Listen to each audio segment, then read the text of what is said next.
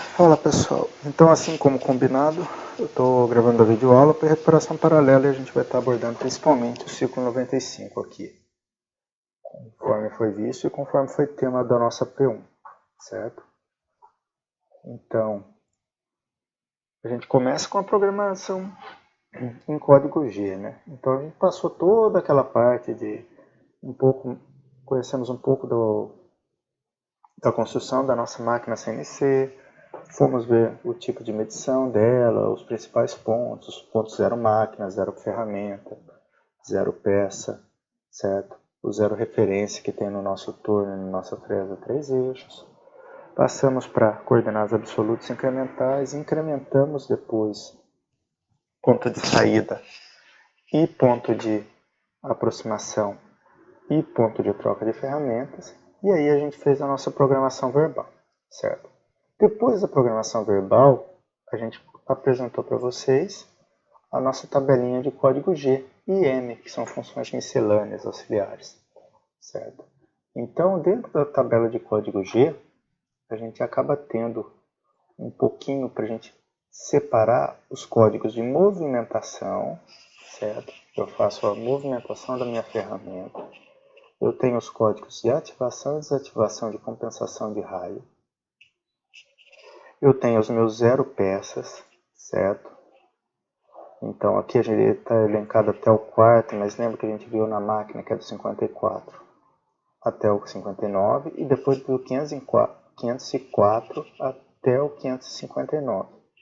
Ele tem os códigos que determinam o tipo de unidade que a gente vai trabalhar, qual unidade de programação, se vai ser absoluto ou incremental, como que eu vou calcular meu avanço, certo? Então, tudo isso aqui são os códigos que a gente precisa pôr. Tirando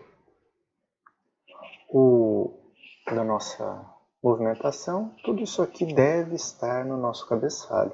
Né? Lembra lá, a gente vai ver ali para frente, mas são os 5 itens principais, certo? Então, pensando o que é o nosso cabeçalho, certo? Então, dentro da estrutura do nosso programa CNC, a gente sempre vai ter essa estruturação, cabeçalho, parâmetro e coordenada de peça, certo? De forma bem simples, né? O cabeçalho é qualquer informação que está ligada com o funcionamento da máquina. Lembra lá que a gente viu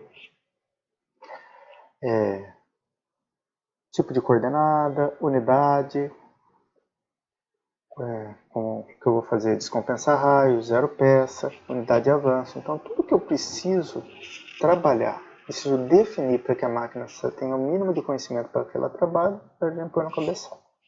Depois a gente vem para os parâmetros de usinagem, que são algumas coisas que a gente calcula, seleciona como a ferramenta que a gente vai utilizar, a rotação, o valor de avanço, o sentido de rotação da castanha. E por último a gente trabalha com ciclos e coordenadas, certo? Então a gente vai sempre estar montando essa estruturação. Se a gente melhorar um pouquinho esse fluxograma, certo? Então eu sempre vou ter, isso aqui é a nossa receita do bolo principal, eu falo para vocês e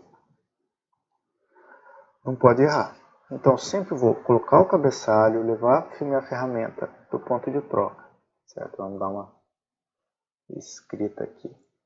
Então nosso cabeçalho, basicamente a gente sempre põe G40, G54, zero peça, unidade em milímetros, descompenso raio, zero peça, unidade em milímetros, coordenadas absolutas, e o avanço tanto faz se é milímetro por minuto ou milímetro por rotação, desde que eu ponha de forma correta. Depois eu mando lá para o meu ponto de troca. Lembra lá os conceitos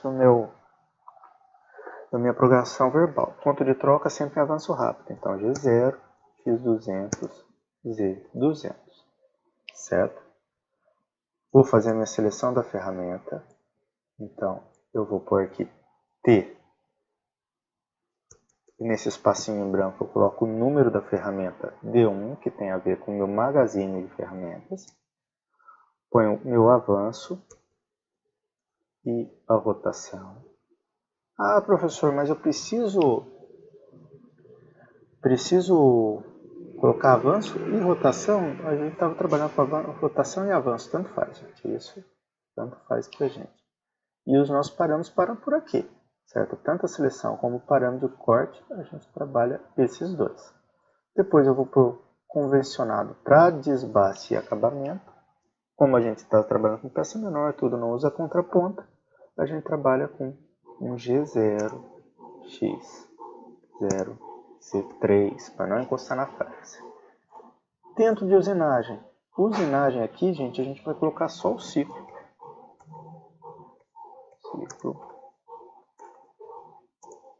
Usinagem. Certo? Por quê? Porque a gente vai trabalhar com o ciclo. Você lembra que a gente vai dar uma passadinha aqui rápido na aula, mas a gente pode fazer na unha, né? Que vai ficar um programa imenso, penetração de meio, 1, 2, 3, né? Dependendo do valor. Vai ser maior o programa. E aí eu faço a ponta de troca de novo. Beleza. Não muda, gente, não tem por que mudar. Então, G0, X200, Z200. Certo? E aí eu tenho uma pergunta. Há mais algum processo a ser realizado? Se sim, eu volto, coloco a ferramenta do processo, defino o parâmetro dela, levo para o ponto de aproximação, coloco o ciclo dela e mando para o ponto de troca. Tem mais algum? Não. Eu vou finalizar o programa. Como a gente já conversou aqui, ó, vou zerar, gente. Isso aqui tem muita gente não pondo. M5 para desligar a castanha, M30. A minha subrotina só vem depois do meu M5 M30. E o que tem na subrotina? Subrotina eu tenho que iniciar ela com um nome, que a gente tem usado IFS, 2 pontos. A gente vai ter todas as coordenadas da peça e finalizo com um sobrenome, um nome de término ali, FSP. E tudo aqui vai estar G1, X0, Z0, todo o perfil da minha peça vai estar encaixado aqui dentro dessa subrotina, certo? Isso aqui é a nossa receita de bolo, não pode esquecer, e é o que a gente vai utilizar até o final do semestre. Vamos apagar aqui para a gente continuar a nossa aula, certo? Então, na lógica deve ser utilizado, certo? Isso aqui é a receita de bolo, ao término, a gente já viu nas aulas depois, já começamos a fluir canais e rosca, ainda está faltando furação para a gente finalizar o nosso conteúdo.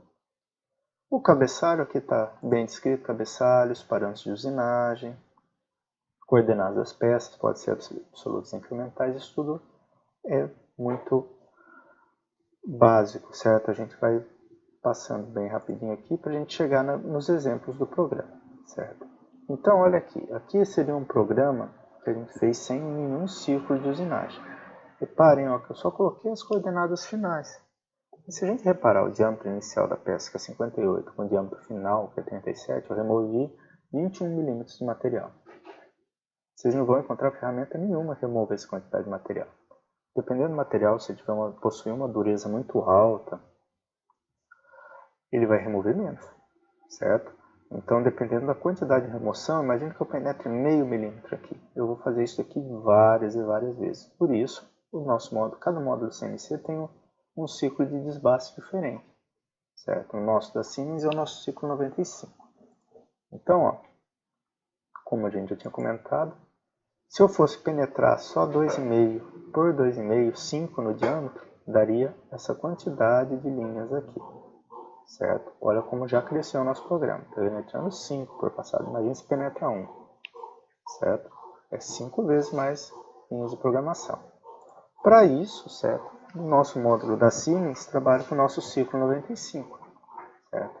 Ele é um módulo da Siemens, o Siemens 802D. Por isso que a gente vai aprender.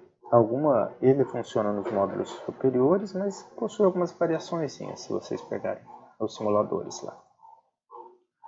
Então, são duas coisas que a gente tem que reparar. O ciclo, ele é uma linha onde a gente tem que preencher todos os valores determinados para a gente fazer a utilização dele.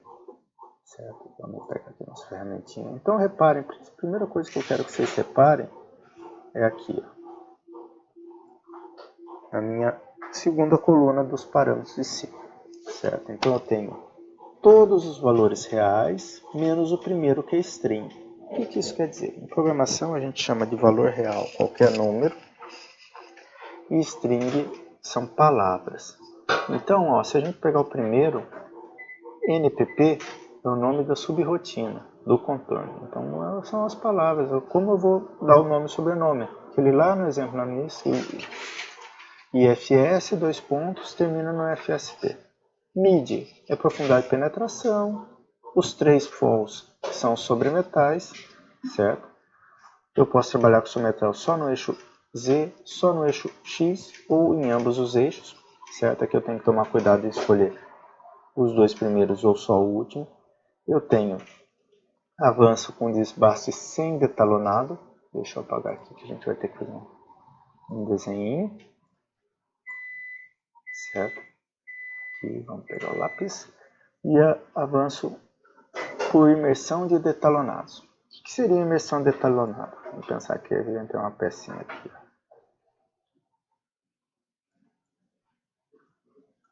Certo? Achar ela aqui, traço, ponto, traço. Certo? Então, essa região em vermelho aqui, ó, essa é uma região de imersão de elementos detalonados. Enquanto a minha região, esse azul clarinho aqui, ó, vai ser uma região sem imersão de detalonados. Então isso é preciso de um estudo a fundo, gente, se meu porta-ferramentas normal de usinagem cabe aqui. Se ele não couber, isso aqui entra num ciclo de canal. Mas se ele couber, eu posso trabalhar com diferentes avanços. E o programa já julga isso pelas coordenadas, certo? Então, se eu ponho aqui 100, eu posso diminuir a velocidade para 75, 80. Isso é o estudo que vocês vão fazer, dependendo do tipo de ferramenta, do que o fabricante quiser. E por último, é o avanço de acabamento. O avanço de acabamento, a gente tem que tomar cuidado que ele vale tanto para a superfície semi como com o detalonado. O acabamento ele vai dar só um passe para deixar nas dimensões finais da minha peça. Certo? O VARI, que é o tipo de usinagem, que é a nossa tabela a seguir aqui. Certo? Então a tabela do VARI a gente vai sempre ler ela da direita para a esquerda. Vamos dar uma olhadinha nela aqui. Isso aqui é um dos principais erros que vocês têm cometido, gente. Vocês pegam, ao invés de preencher contando o número de termos, esquece um termo e põe um VARI de 100. Ele olha aqui na tabela e fala, ó, o valor de VARI não é conhecido. Certo? Então, antes de mais nada, na nossa tabela a gente tem que ler que tipo de usinagem que eu quero. Se eu vou fazer o desbaste, se eu vou fazer acabamento, ou se é uma usinagem completa. Usinagem completa é o desbaste mais o acabamento. Então, normalmente a gente não deixa sobre o metal quando eu trabalho com usinagem completa, nem acabamento. Olhei, defini. Se eu quero desbaste, os valores são de 1 a 4. Acabamento de 5 a 9, 5 a 8. E usinagem completa de 9 a 12. Certo? Depois de definir, eu quero desbaste. Eu vou ter que trabalhar com a segunda coluna aqui da direita para a esquerda. Vou aumentando aqui, ó. Se eu quero usinagem externa ou interna. Se for externa é 1 e 2, se for interna, 3 e 4.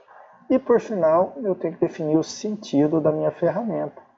Se ela vai trabalhar longitudinalmente ao longo do eixo Z, ou se ela vai trabalhar transversalmente ao longo do eixo X, certo? Então, no caso, se eu quiser um desbaste externo longitudinal, 1. Se eu quero um acabamento externo longitudinal, 5. Uma usinagem completa, isso é, desbaste e acabamento externo longitudinal, 9.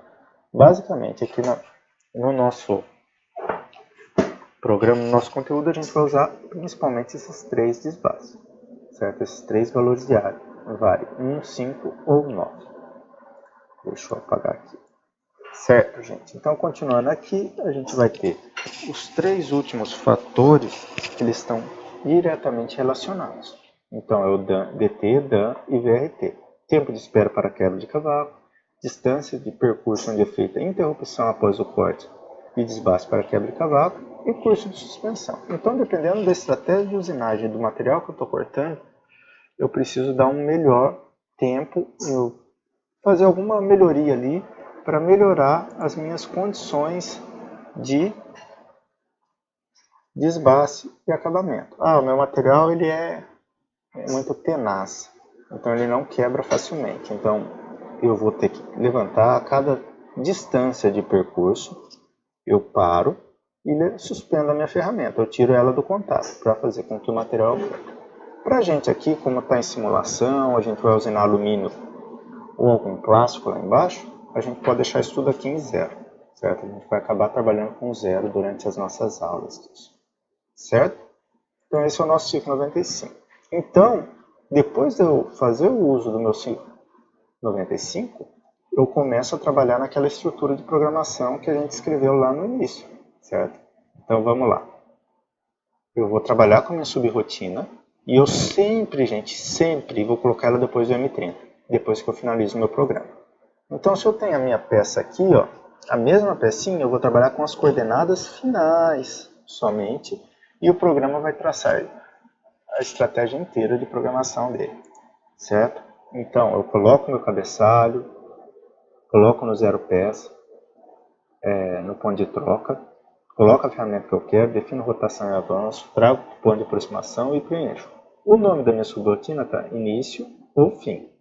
G1, X0, 0, 0, não deixei sobre metal. E aqui, gente, eu gosto de ressaltar bem. Ó. Olha que nos 3 avanços eu pus o mesmo valor porque é uma simulação, mas eu não deixo em branco, gente, de jeito nenhum. Porque se a máquina julga que tem um elemento detalonado e está em branco, pode dar um conflito ali, ela não sabe o que fazer e ela dá um erro, certo? E eu coloquei a usinagem completa com 9, então ele vai realizar o acabamento, tudo com 300 mm por minuto, de acordo com o G94 que a gente setou, certo? Vai realizar, ele vai ler, ele chega no ciclo 95 e ele lê as coordenadas que estão entre início e fim, então ele pula para cá, fala ó, X0, Z0, X37, Z38, X45, Z53, X58, X60, Z51. Esse aqui é o ponto de troca. Gente, repara também que aqui está um pouquinho diferente do que a gente está acostumado a fazer, certo? Vamos pensar na nossa subrotina aqui, ó, como ela ficaria o que a gente tem escrito. Né? Isso aqui tanto faz. Toda vez que eu movimento só o eixo que eu coloco, ele faz só um movimento único no eixo. Então, seria o início, 2 pontos. Primeiro, X0, Z0. Depois eu vou subir até o 37, que seria o meu ponto 2. G1, X37, Z0. Depois eu iria até o Z38, X37, Z menos 38. Depois eu iria até G1, X45, X45 e Z menos 38. Depois eu iria até o meu Z53, X45, Z menos 53. Depois eu iria até o X58, G1, X58, Z menos 53. E depois eu trabalharia com G1, X60, Z menos 51, que é o meu ponto de saída, e eu vou pôr aqui fim, 2 pontos. Pessoal, repara aqui, ó, não tem diferença nenhuma entre as coordenadas que a gente programou aqui e as coordenadas que a gente colocou aqui, certo? Tanto faz eu trabalhar com toda a linha pondo G1, como eu omitindo o G1. Se eu não coloco o G1, ele vai buscar o último comando de movimentação que for utilizado, G1. Avanço linear, ele vai para o X37. Se eu omito o Z, é porque o Z não há variação. Se eu omito o X, é porque o X não há variação. Como eu posso pôr ele? Ó? Eu mantive os mesmos valores, 37 e 27 não tem variação. Certo? Então, tanto faz a gente utilizar das duas formas. Beleza? Então, continuando aqui, a aula de programação dá uma parada por aqui. Então, a gente vai ver lá no simulador agora.